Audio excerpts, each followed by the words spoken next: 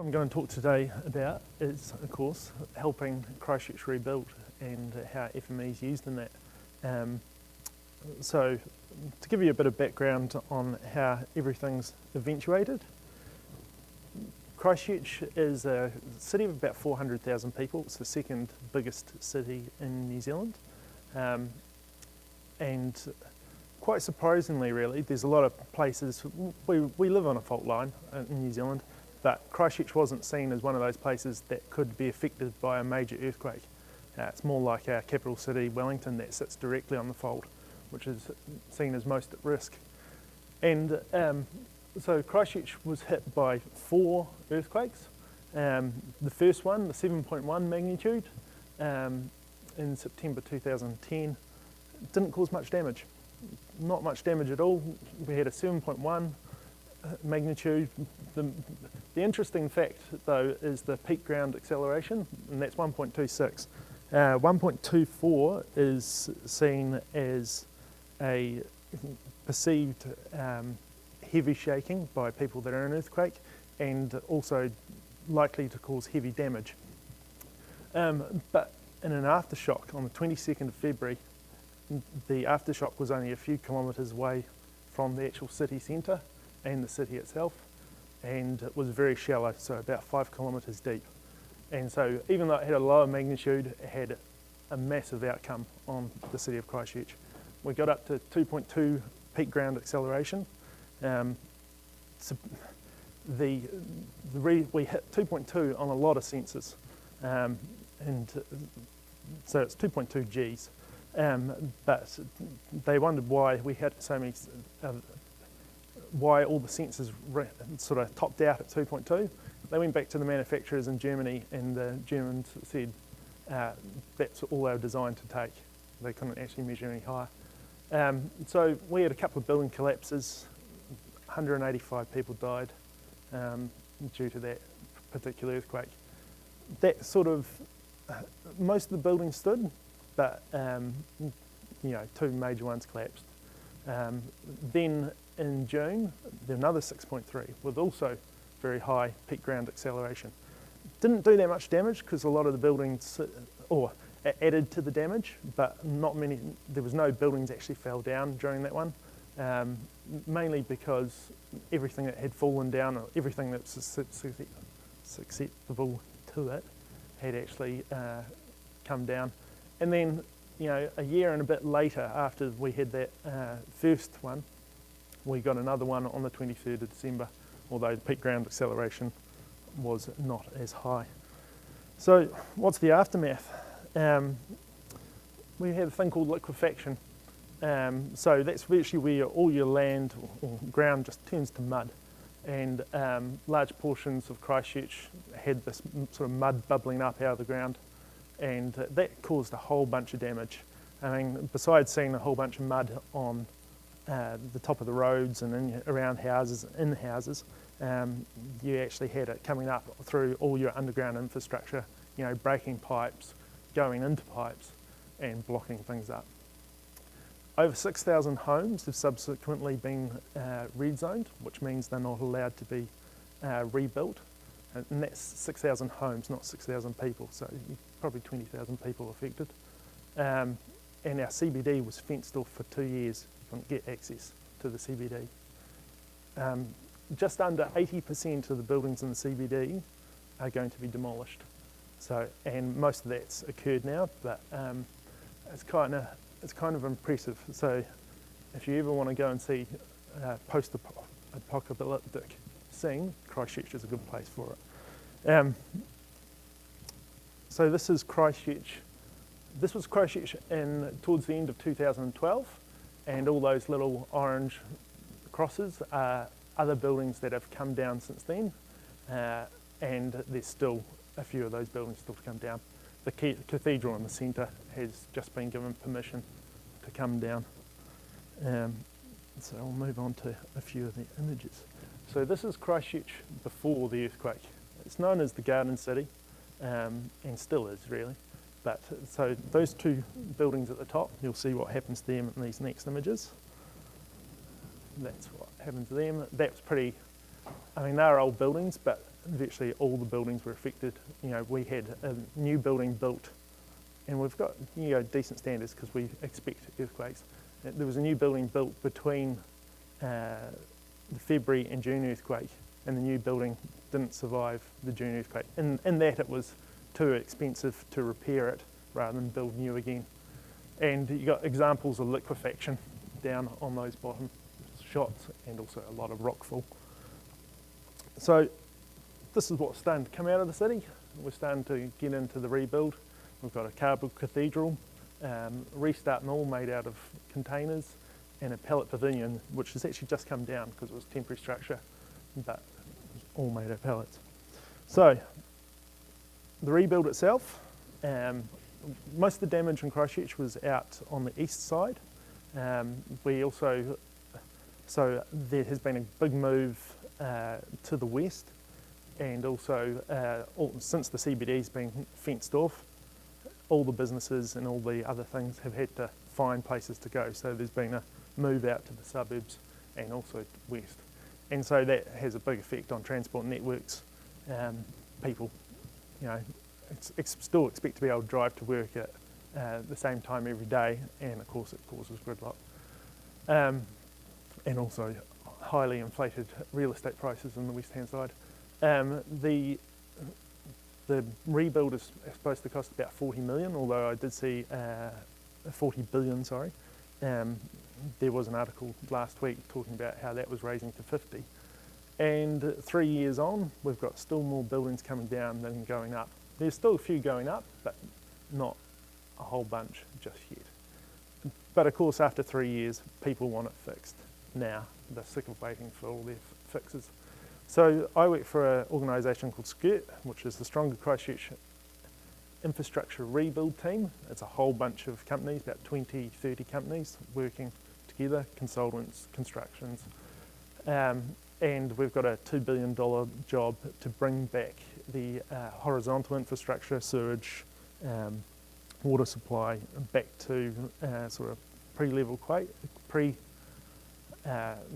of service before the quakes. And the great thing about SCIRT is it started from scratch. We didn't take on anyone's functions. We didn't take the local council's way of doing stuff. We had to build up from the ground. It's had its benefits, it's had its negatives as well. So 150 road crews are out there all the time fixing roads and doing stuff, and we've got 40 in the CBD at the moment. So virtually things are a bit locked down. So how does FME work at SCIRT? We've got the GIS department virtually consumes all the data coming in from 20 plus organisations, and that data is coming in a whole range of things: WFS, DWG, shapefiles, geodatabases, everything.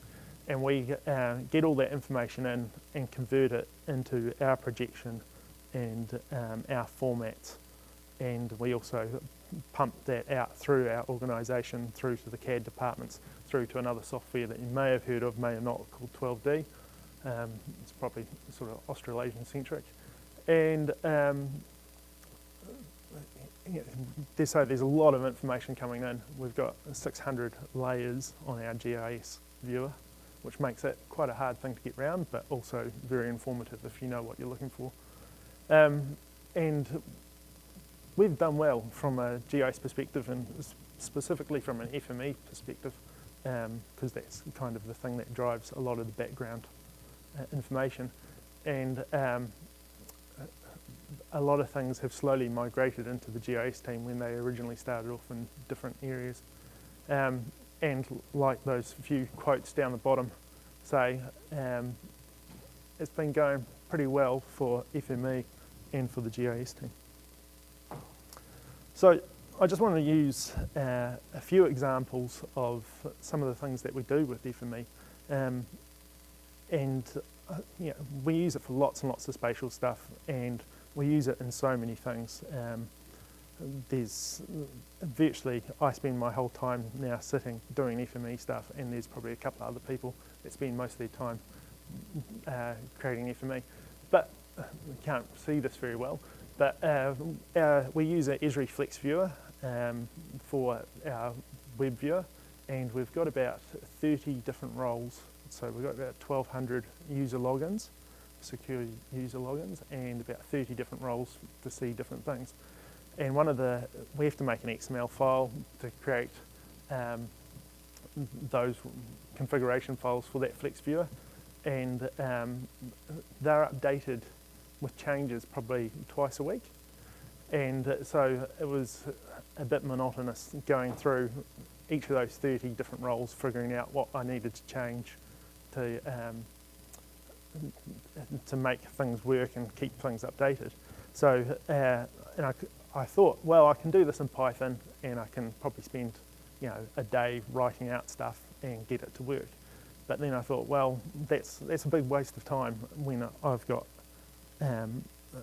lots and lots and lots of things that I need to get done. So I thought I'll chuck it into FME and create some what I'd call roles, which just list the different services and stuff that we need to use, and then relate back to another text file which actually has the details about the service, and then join them all up together to make the actual proper config file. And so back in 2012, I spent probably about 40 minutes creating a process that would create all those config files, and it used quite a bit of Python. And come around to 2014, went to run it in 2014, and it fell over. And I was like, oh, bugger, we can't move on to 2014 if we can't get all our things to work. So logged a bug, but while we were logging a bug, actually thought, well, what is actually in 2014 that can actually allow us to do this a different way? And the answer was the feature merger, because the feature merger's got a new addition called Suppliers First, which means that it turns it into, you can turn it into a feature-based transformer and not a group-based transformer. If you don't know what the difference is, worth a read, so it can help improve your workflows. And so I was actually able to make a lot nicer, lot cleaner thing that would actually create the config files exactly the same way. Another example of some of the stuff that we get in a skirt is the local council holds all its information in 2D, and we design everything in 3D. But they also have so for every pipe, they've got, for most pipes, they've got an invert level set back as a point that has just a spatial relationship, no ID relationship to the pipe. And it's kind of a bit backwards. It's kind of sort of 2000, I would say. So we had to turn those pipes into 3D. And just with a couple of transformers and things, we were able to assign those inverts back to the ends of pipes and provide some more make those pipes 3D so we could pass them back through some of our organisation. And then things like pipe IDs, the council, when they delete a pipe, it's gone for good. There's no history to the pipes. So if you've got a pipe running along here and someone comes along and connects this, these two pipes get new IDs, and that ID that ran across that whole pipe just disappears. So we've got a whole bunch of systems using FME to actually spot those as they come in each week, to create a history of forwards and back table, so we can actually find out what a pipe was way back in 2011, when because it can change, of course, multiple times. Another process is GPS photos. So right at the start of SCIRT, we had a bit of a brainstorm, and management thought it'd be a good idea, instead of chucking all the photos that we take, all the engineers take, into folders, as they usually do, and then sorting through it and having no idea where these photos are taken, but it's all within a project area, that we'd invest in GPS cameras and take lots and lots of photos around the city and put them on the GIS viewer. then there was a whole bunch of other things that they wanted. We have photos, but we want things like watermarks, and we want to make all the photos smaller so that they're actually visible and stuff. So lots and lots of people started looking at how to do that across multiple programs, and I was like, well, I'm sure FME can probably do this, and so we just looked into what we could do, and it could. So it checks the coordinates, extracts the date and time of the photo, orientation of the photo, resizes the photo, creates thumbnails, adds a watermark, and creates a Esri file database feature. And also we've got a spreadsheet that if users have filled it out, they can actually assign a description to that photo. In fact, I'll just show you. I mean, one of the things that I like about this process is probably just the watermark process, where you can actually go through and add your little description or, oh, I'm not getting the thing. All right, I'll go back down. I can't show you. Well, it's probably on the other screen, isn't it? Well, it's this process here anyway, and it puts a watermark or any type of logo that you want or anything onto the photo. It's quite simple once you figure it out. It's kind of the thing I love about FME is there's so many challenges, and once you complete one of those challenges, it's like, oh, I've done that, put it off to the side, move on to the next thing. And so I look back now on this thing and go, well, it's kind of boring, but where's my next challenge? Then we've got another process called PDAT, and PDAT is a process that was designed in Excel. It's a pseudo-regression analysis, and we just changed that through into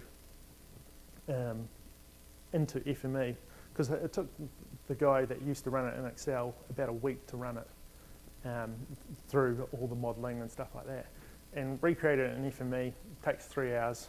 We don't need to have an expert user to actually put it all together. Someone can just push a button and away it goes. And that's a real benefit, real time consuming. We don't need to rely on one person who knows how it all works. So we've got this now for future, and we can pass it on to the council or around New Zealand, and it'll probably go around the world. But that process has been, the reason they could chuck one person on it for a week is they reckon it saved about $64 million. And then we've ventured into FME Server. We didn't get FME Server for anything spatial, or we couldn't sell it to management on anything spatial, but we could sell it for a financial and scheduling tasks. So the first FME process isn't a spatial process, it's a non-spatial process. And what we're using is a directory watcher, which is watching the directory for Excel files that will then load up into Microsoft SQL and then archive the Excel file and send emails to relevant people when those things happen. That was the initial thing. Then we've had, they wanted to remove empty rows in Excel, and also if they pumped in zip files, that they could actually open up, get the Excel files out of that and process according to the zip name rather than the actual Excel files within. And so, and it's actually gone on a bit further than that now. There's more and more things coming in. One of the things, so this is it's a bit messy at the moment. I'll tidy up this and use, once we actually figure out the full, what we want to do. But there's, and use some attribute creator with conditional arguments. But one of the interesting things that I haven't mentioned to the SAFE people is that one of the directory watcher things is that if the file doesn't fully copy into the folder before the process starts running, then we end up with an error. So we've actually had to put a decelerator on the notification just to make sure the whole file gets in there.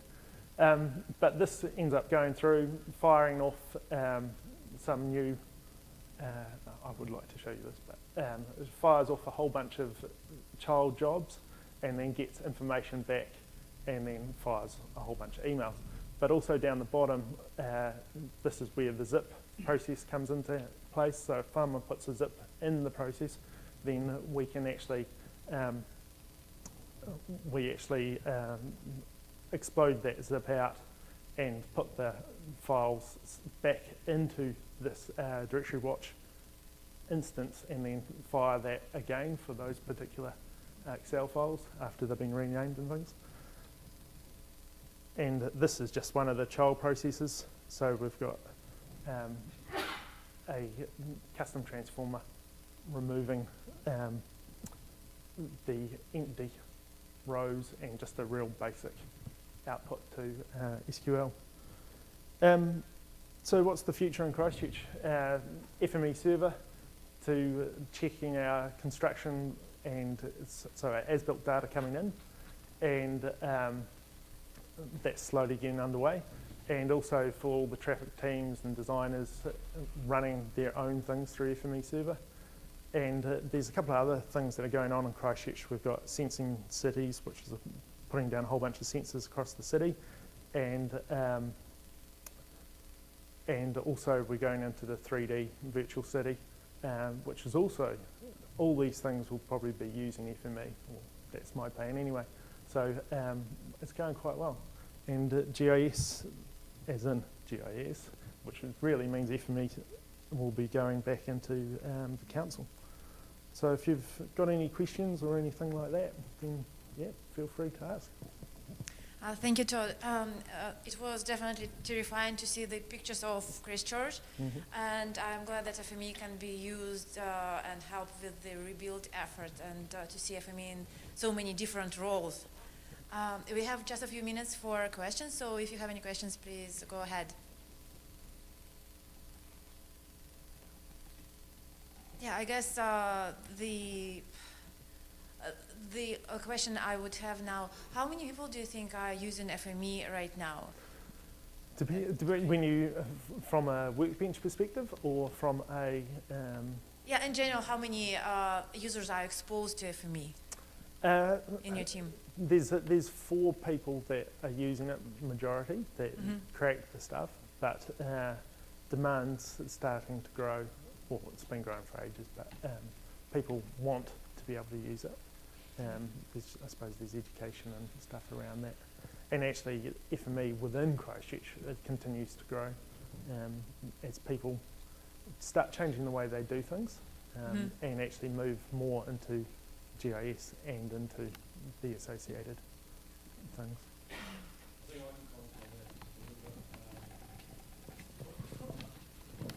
Sorry, we've just done a tiny little bit of work with Todd and helping out, and done a bit of training there. But we have found that there's been a lot of organisations, because of the earthquake, that have had a bit of a rethink, as Todd has alluded to, and the number of people using FME now in Christchurch has just grown like 500%. It's been an enormous increase, and I think one of the challenges in New Zealand is sometimes struggling to get enough people into Christchurch to do some of these jobs, and so therefore people have had to try and think of smarter, cleverer ways of doing things, and FME certainly been an element of helping with that.